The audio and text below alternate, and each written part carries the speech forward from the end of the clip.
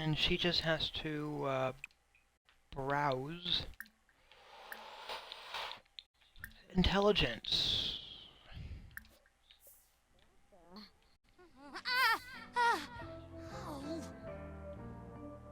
Hmm.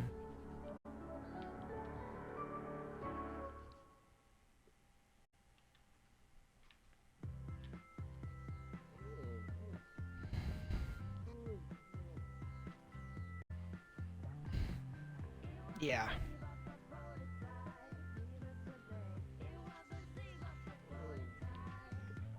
Fringo Fwibby. Oh, Wigs. Lit. Alright, so that's got it all up and ready to go.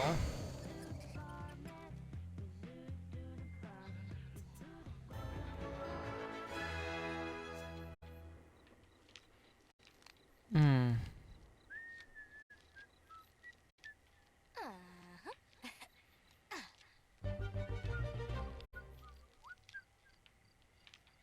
Getting the weeding taken care of.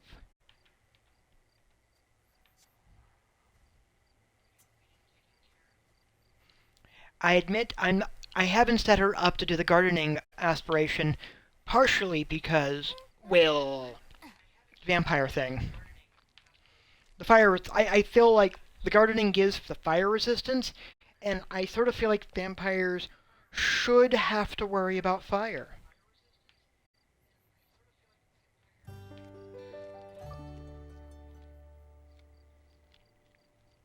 Hmm. Like my favorite vampire story from my childhood favorite vampire story, to be fair on this statement. Um, so this is a vampire story I found when I was ooh, basically a kid.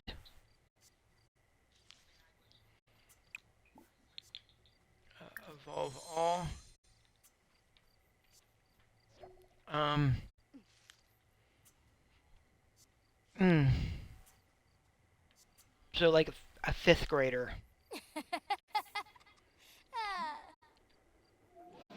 Yes, because fifth grade. Yeah. Um. There was so Crazy. I believe the basics of the story. I have seen a few different variations of this. I have seen three or four different variations of this. Most of the versions I've seen only cover the first part uh, of a priest or a missionary, a basically a Christian missionary out in the Carpathian Mountains or somewhere in the Carpathian Mountains, trying to basically convert people or spread Christianity there. Um, Found a village where they were the villagers said that there was a vampire and they'd released a white mare into the cemetery in order to find the grave with the vampire in it. Um, because with the folklore that they had at the time said that a the white mare would stop at the vampire's grave. So, and it did stop at a grave, and they dug up that that that body. The they they said it showed all the signs of being a vampire: hair growth, nails, all that other stuff, which we know now with science that it was just decay. But no, they thought vampire, and so they took a stake to put it into the heart. To, and this is a point also where the stake was not about killing the vampire. It was basically a way of nailing it into its coffin to prevent it from getting up.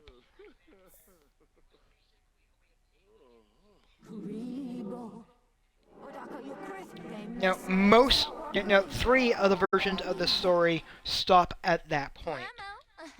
One of the versions that I found, the version that I found in fifth grade,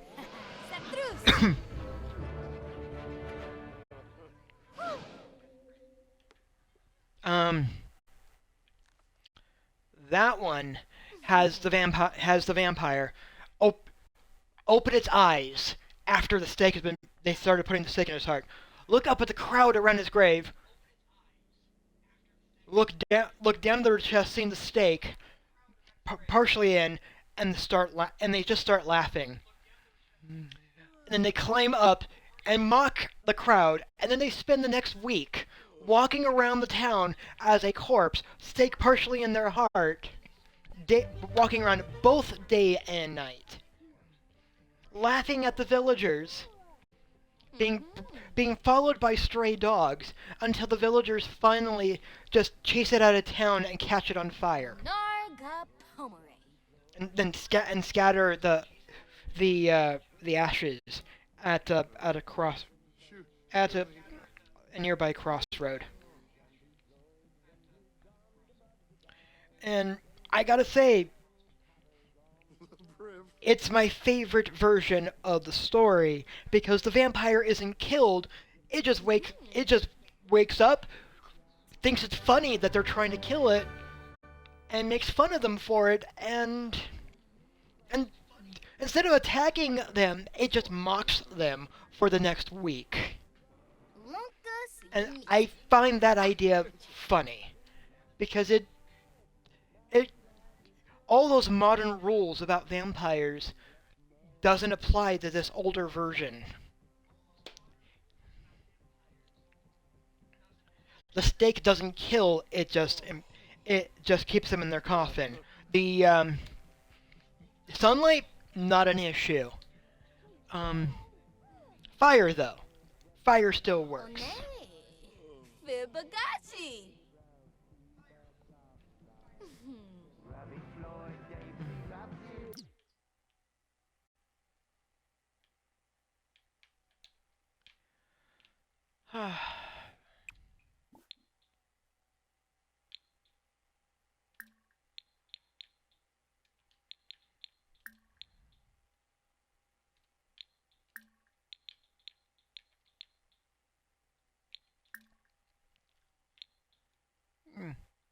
Yogurt.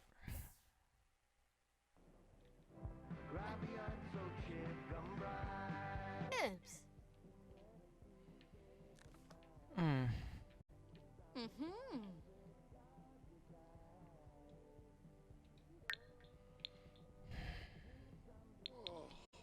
And yeah, I like it because it's basically a pretty clear indication that the story's shifted and changed with time.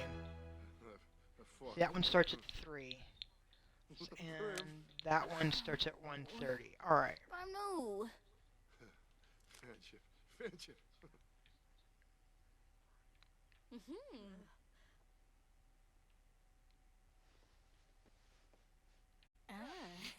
Mm.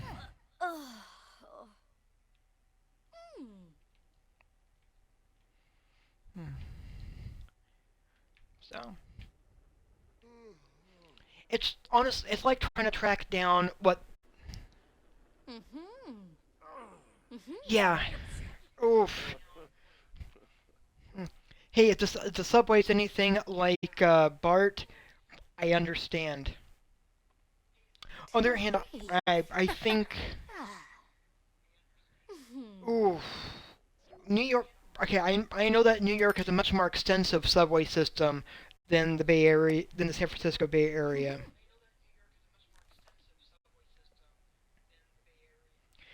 Though I will note that San Francisco itself has, they have Muni, which is both their bus and subway system, and some of their subway actually becomes buses.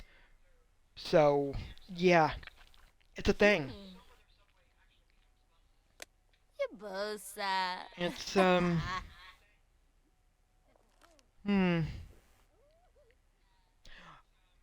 Oh man. Honestly, if I think that if the various cities of the Bay Area basically did what New York did and all became part of San Francisco, it would be comparable instead of being separate cities.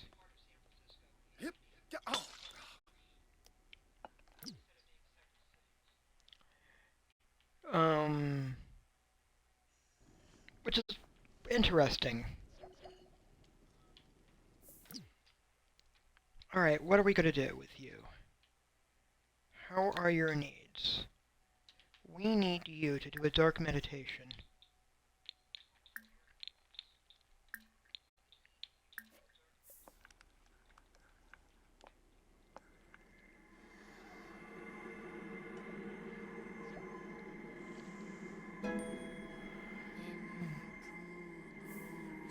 And Mortimer has reached the cooking skill of 5. Good. That helps.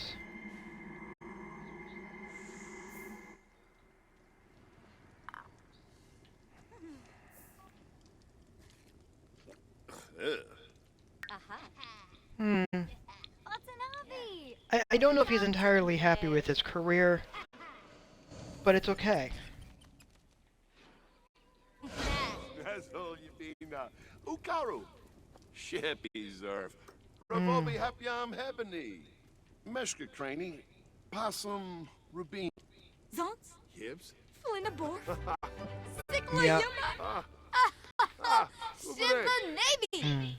So yeah, so the basics of that whole vampire, my favorite vampire story is it is a very good indication that the actual rules and mythology and stories about where vampires have shifted over the centuries. It's the same thing with werewolves, in fact. Vampires and werewolves have oh good, we're getting there. The rules shift and change.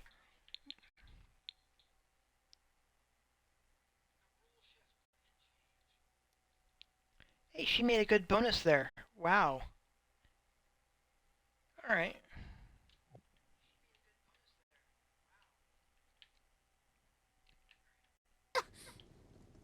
Lumpus.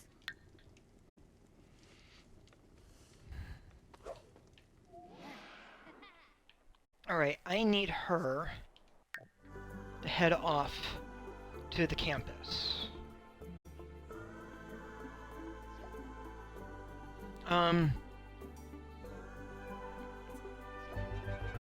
Also, yeah, that whole vulnerability to the garlic, with that vampires have, with the,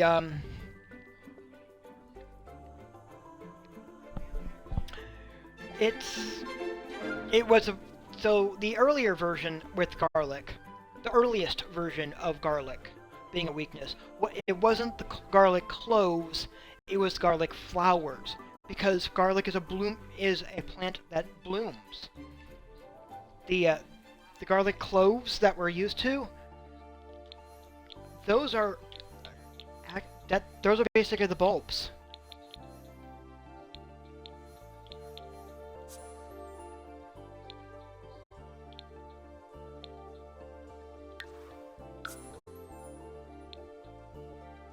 Which is also very much worth being aware of.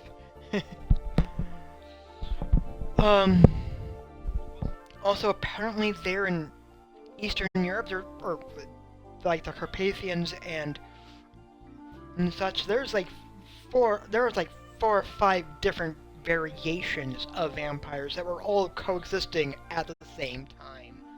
Some of them some of them having the story saying that they were physical, or some versions being physical, some of them being more ephemeral.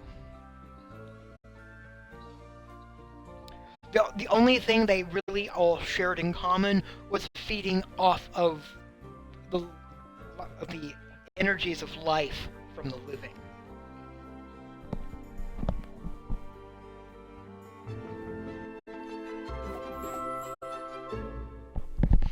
Which is also interesting. Practice debating.